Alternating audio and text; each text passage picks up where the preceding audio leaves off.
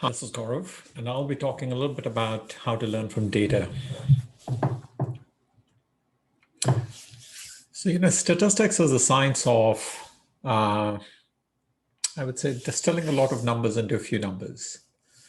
Generally, you get a lot of data points, and then you want to distill or provide people a few numbers, which actually give you great intuition about a lot of those numbers that have been provided to you.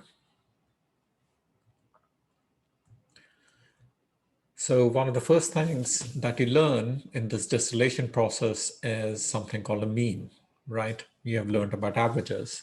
So let's actually probe why it is a good distillation, if you will. So the question I asked is, why do we care about the mean? Well, one answer is that sorting, if you were to get a median, you have to sort the data, and sorting is n log n, while calculating the mean is actually computationally a lot cheaper, which is just a O(n) operation rather than n log n. And then I think we care about the mean because our intuition is that it tells us something useful about the data, right? So then the question is, when is it that it tells us something useful about the data? Is it all the time? Or is it that when some conditions are met?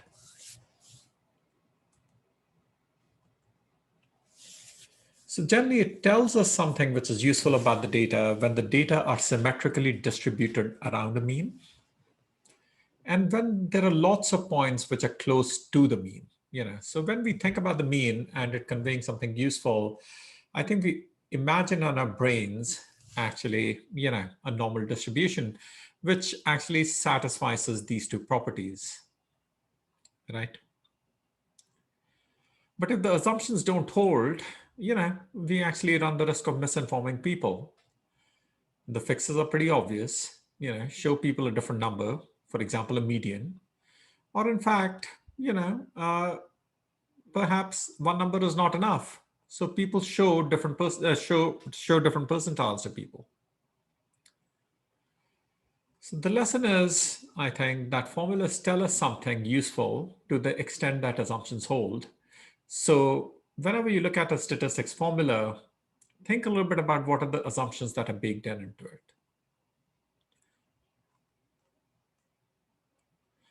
The second thing that we sometimes think about after we have distilled or after we have come up with a measure about like what's a central tendency, which is what the mean or median is going to capture, then we want to understand how far on average are the points from the mean or from that, thing that we're talking about, right? Generally, one way to get at that is just kind of come up with x minus x bar, where x bar means the mean. And then let's say that there are n points, and maybe we could just do this, right? But this is not going to actually work out really well, because think about, let's imagine that there are just 2 points, 10 and minus 10. The mean is 0, right? So so it is going to be 0 minus 10 plus 0 plus 10, right? Which is going to be 0 again. So it is going to actually, give you an answer which is 0, which is not going to be great, right? So it tells you something about symmetry, but it doesn't always tell you something about proximity. And that's my point. So to calculate the average proximity, one common cure is to actually square each number, So that is what is the formula, for variance, right? But then why squares, right? Why do we want to add 2 units to 2 and 12 units to 4? And if you didn't quite get that point, let me actually dwell on it for a second. The square of 2 is 4, right? So whenever we square 2, we are adding 2 to it. And when we square 4, we get 16. So we are adding 12 units to 4. Okay, so people say, let's take a square root actually, and that's the standard deviation. But the square root of the sum of squares is not the same as the average absolute value, So let's just be clear about that. that these two are not the same numbers. And you should have that in the back of the mind whenever you're using these things. Okay. The third thing that we talk about after we have talked about the mean, the variance, if you will, is like, do these two vectors or things like that, do they go together, if you will, right? What's the meaning of going together? Implicitly, I think in our brains, we imagine that when x is large, is y large too, right? So when x is 1, is y more likely to be 1 than when x is 0? And here I'm imagining that x and y just take the values of 0 and 1. Just consider a 2 by 2 matrix. And what you're looking at is when x is 1, are they more, is it more likely that y is going to be 1 than when x is 0? And then if we wanted to translate it into a more continuous thing, when x is larger, is y larger too? And then we could probably restate it that as x increases, does y increase too, right? Now, increases with respect to what, right? So, and then of course you have to always add, right, on average, because I mean, there could be times when, x is increasing and y is actually not increasing. So we have to always add this on average. So one way to probably do this is, right, I mean, in the way I describe it. So let's take these two small vectors.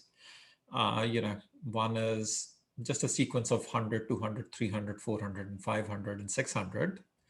And another is 1, 2, 3, 4, 5. And then there is this, sort of a quantity called minus 17,000. That's okay. So what we're trying to do is we have done diff x. What that does is it is going to do 200 minus 100, 300 minus 200. So it is creating this kind of a diff series, if you will, And I'm seeing when the differences of, like when that first difference series is positive, is the first difference series for y also positive? And it turns out, 5 out of 6 points are actually precisely that. So that is what our intuition tells us, and that's one formula in some ways of correlation that we could come up with, right? We don't actually have to rely on other people telling us what the formula for correlation is. We can invent formulas that are right for us,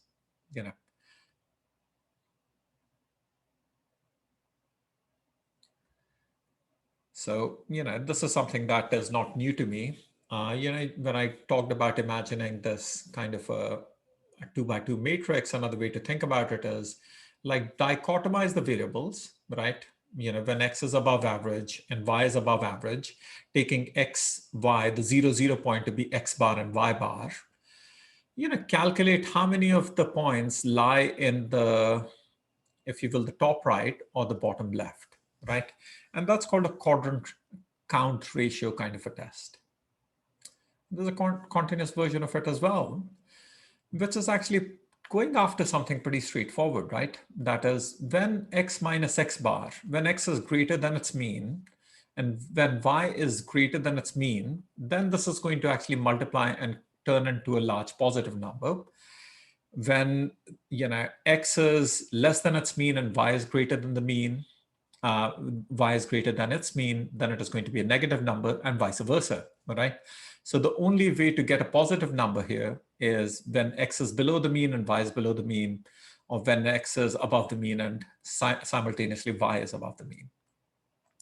And that's a simple numerical task, if you will, right? Let's try this out, with sort of a abbreviated, set of vectors, if you will. And then we find that we can do this and we can get a number called 1,000. Now, that's not a very meaningful number, but it's a large positive number, which tells you something plausibly, right? We don't actually know how to judge 1,000. So the solution for that is actually to normalize this. And the normalizing constant that we use is we are dividing it with x minus x bar whole square and y minus y bar whole square, and then we are iterating, 1 to n, if you will, because we have endpoints. So we are converting x and y's into z-scores, if you will. And, so now the correlation that we get, when we do this is numerator divided by denominator, and we get a 1. we could also probably, right, I mean, use another normalizing quotient. We don't actually have to use we don't have to use the mean as a normalizing quotient. We could probably use the the lowest quantity in each of these vectors as a normalizing quotient. And, uh, we would get, I mean, 3000 divided by 3000. Again, the answer is going to be 1, right? That's not going to be strictly true, by the way, but this is, this is another way to normalize. So again, the point I think implicitly here is that you should think hard about the formulas, and you can create your own formulas that work for you. So let's now go back to that original sort of vector, if you will, which had on the y variable a large jump, right? So I'm actually changing the minus 17,000 to a 17,000, which is fine. We'll come back to the minus 17,000 version in a second. And let's actually just calculate the correlation between the first 5 items, and the correlation is just 1, which we expect, right? But if we add the 6th item, now the correlation becomes 0.65, not 0.8, if you'll remember from a formula that we created for ourselves. It is 0.65 now, and it doesn't quite have that same intuition as the 0.8 had.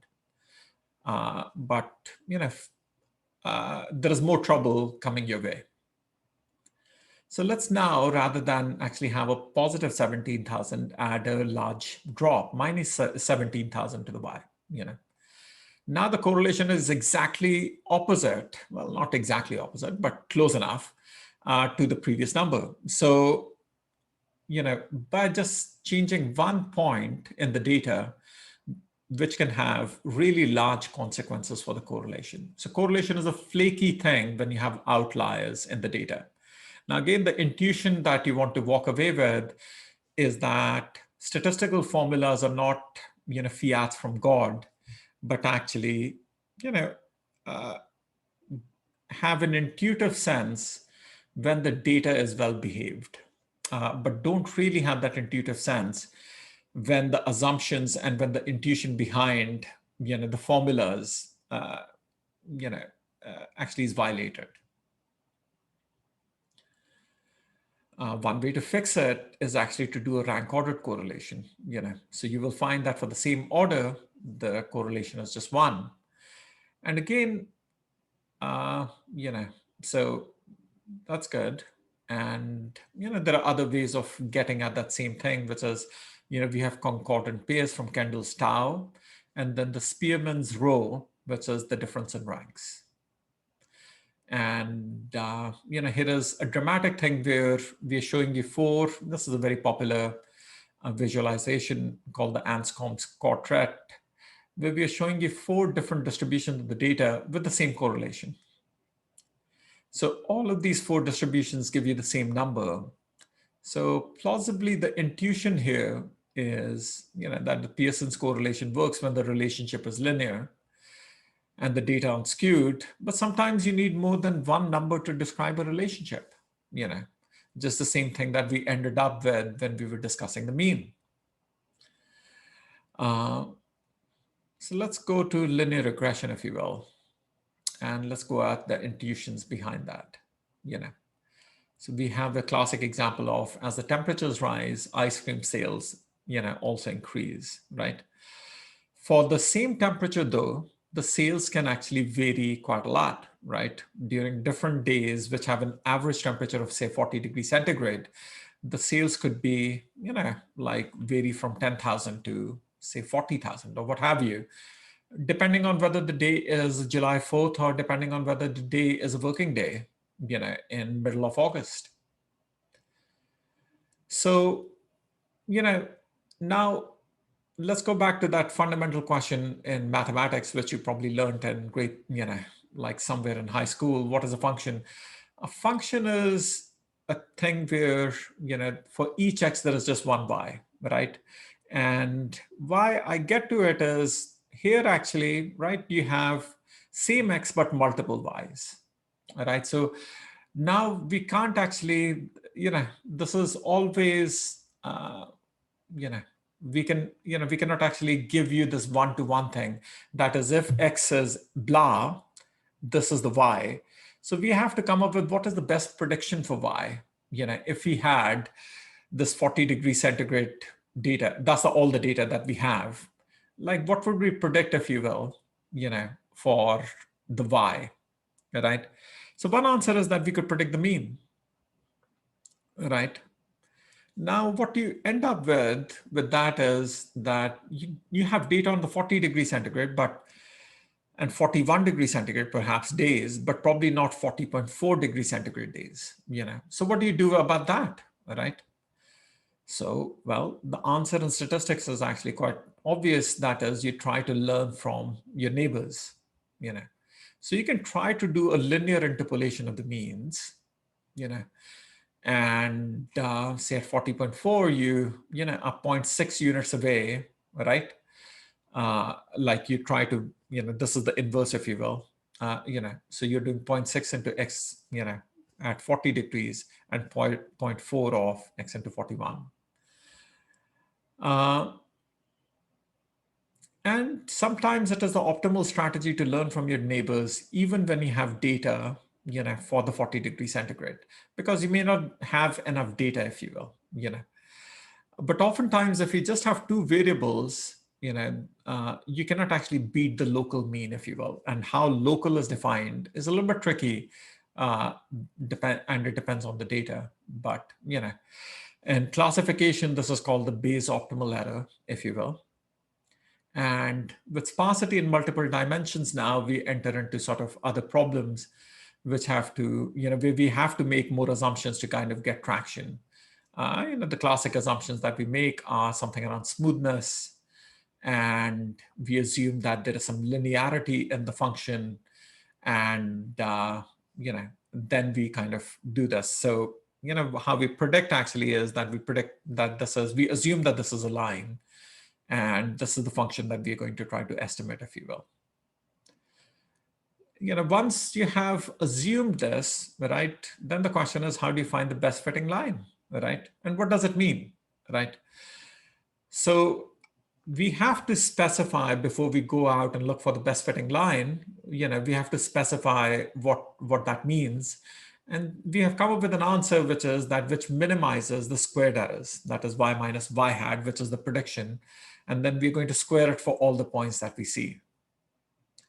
And again, you can go back to that original question that we started with, and we have been sort of staying with, which is, why do we care about squared errors? There is no theoretical reason, only a computational one. But useful to check, when you have fit the data, if linearity is a good assumption. Does it fit the data well? Are the errors huge? Are the errors huge in one place and small in other places? But this is how you can get traction into estimating something called a linear regression, which is another way to formalize the relationship between two variables. I'll end here today. I hope you enjoyed this video. If you enjoyed this video, please subscribe to this channel as well as like this video. Thank you again.